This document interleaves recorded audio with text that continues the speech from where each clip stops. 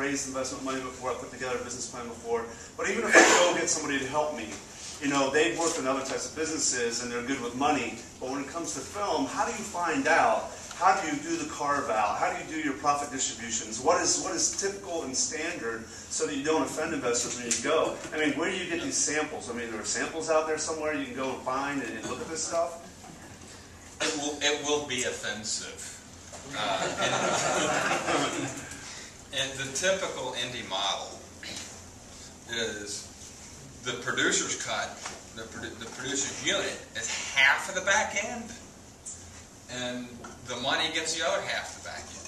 Okay, so it's 50-50. Yeah, but if you're in any other industry, that is maybe criminal. Yeah.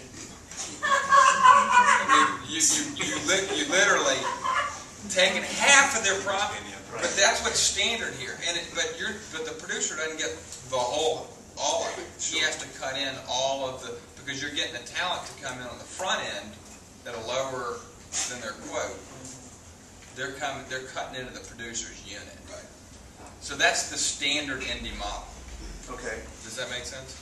Yeah, and I guess if I was looking to put together a plan and put together a deal and offer to investors, I guess maybe I'd go to an attorney who's done it before and get some samples from them. I mean, is that what you would recommend? Is that a good way to find out how to best carve it out? I mean, assuming that I do all the budgeting and all of that, is the attorney a good source? You will need to have an attorney. Yeah, sure. And someone who's an entertainment attorney or an attorney who has securities or business background. Basically, somebody who's sitting in this panel. So I come in afterwards, seriously, because I've done a number of them where I actually, you want to know what a budget would look like for a specific project. I've done enough of them so that's why you pay us the big dollars, because in a shorter period of time you'll be able to get the information. Right. So. Okay. Jim, my apologies if you covered this already. This is a follow-up here. At that 50% of the back end return, you're going through a distribution company, you sell to a distribution company. Is the back end, you still control the back end? Is it still legitimate? No. Or is it the old, well, there's no real back end? There is. There is. It's an adjusted gross. Adjusted gross. It's not a net profits back. I mean, we're getting extremely technical. If you're dealing with a studio, it's going to be a net profits back end, which means it's after all of their overhead, and you'll never see it. That's chunk. If you're a producer, you'll never see it. But on the independent model, it's on an adjusted gross, which means after the financier gets his capital back plus his return of capital. And in our model, and that's on the sale to the studio. No. That's on every the primary exploitation. On the primary exploitation. No, the full exploitation, not just the primary. You get the library too. It's on the full exploitation of the film. Does everybody understand what the full exploitation means and what that engenders for the distribution platform? Let me walk us through it. Obviously, the first one, and please correct me if I'm wrong, the first one is obviously theatrical release, if you can get that. In the U.S. In the U.S., anywhere, really. I mean, foreign is different, but let's talk about domestic version. There's the theatrical release, then there's the DVD or home video, whatever you want to call it now. Then there's pay-per-view or VOD, we're calling it now, video on demand. Then there's the cable. It used to be the major networks, but that's all done now because cable's here. It's pay TV. It's pay TV, HBO, Stars. Then regular like TV, cable, like for instance, TNT, Spike, whatever.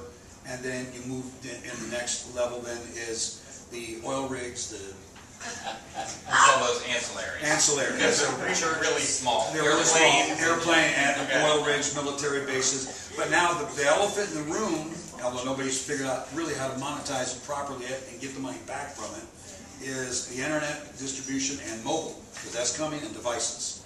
That's all in contracts now, but nobody knows how to.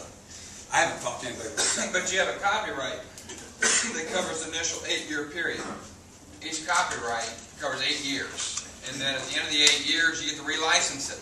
And you get another cash flow back in. And so the financier is going to get half of, first of all, he's going to get all his money back, plus his return of capital back.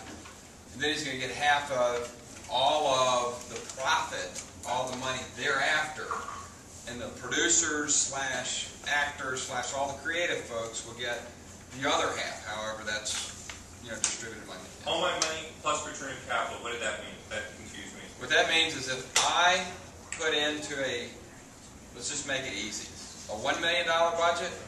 If I put $2.5 million in, I sold off $2.5 million to foreign, and I got the rest of it in tax incentives and loans. Okay. Okay? Are you with me? Kind of. Okay. We pay back everything we have to pay back. I get my money back. As the investor. As an investor. I'm going to get back another 1.5 or another 750,000, 0.3 times. It's kind of between 0.25 and 0.3 times is kind of a standard of my money back before anyone gets any money. Right. Then you get half and I get half. But out of your half, you have to bear all the actors, any other producer that's in it, anybody else that gets any back-end carry. Any other deferred salaries, deferred payments. Any deferments, yeah. Comes out of your piece. So that 2.25 is a guaranteed return? Is that, yes. Okay. It's not guaranteed. It's just the first. Okay. Yeah. And the next part comes, if you look at a waterfall. SAG royalties and everything else for everywhere. No, SAG comes off the top. I mean, if you're a SAG movie, if you do off the tops, if you're a SAG movie, if you're over whatever, which all of ours tend to be, that comes out first. Then it's penalties, that kind of thing. Okay. But so once it goes to the performance rights don't work the same way as like in the same residual way. The residuals, when you're speaking residuals specifically, that's if it is a... Is that my responsibility as producer to make sure that all gets paid through SAG and all my people? Yes. Actually, it's the distributor's role. Okay. But if the distributor's not doing it, you got to do it because you're on the hook. And if it's an equity movie, you just got to know if it's equity or not. If it's not equity, you don't got to worry about it because you don't have off the top. If it's equity, you got to start worrying. And this goes on ad infinitum. Because, the most valuable thing MGM owns is their film library because it keeps paying, keeps paying for generations, no matter what the technology is.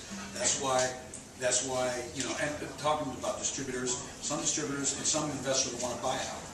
Sometimes they want an exit strategy. Yeah, we're just getting a little short on time. I got one more question. Did you have a question? And then okay. No more I can ask something. No. I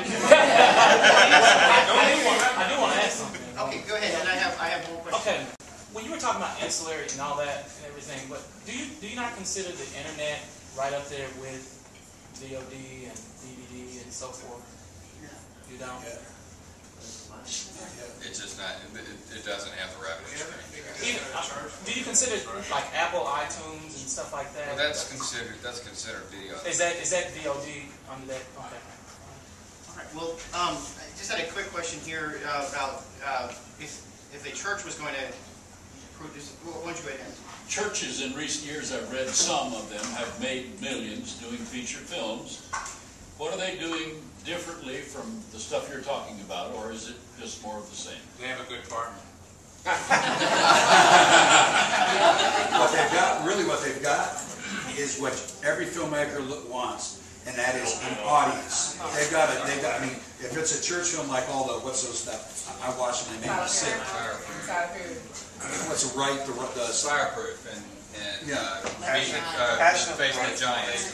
Passion of Christ is different. That's No, it's different. No, there was another one that run it. That's a big budget. There's another one. They have a sick. Fireproof? No. Fireproof and Facing the Giants, the two that. Well, the other one's the one that kept Justin, what's his face, was in a couple of Left Behind. Left Behind. Yeah. Those have made tons of money, but it's but they have almost a captive audience for their material. All right. So that concludes our panel discussion. Thank you very much for coming.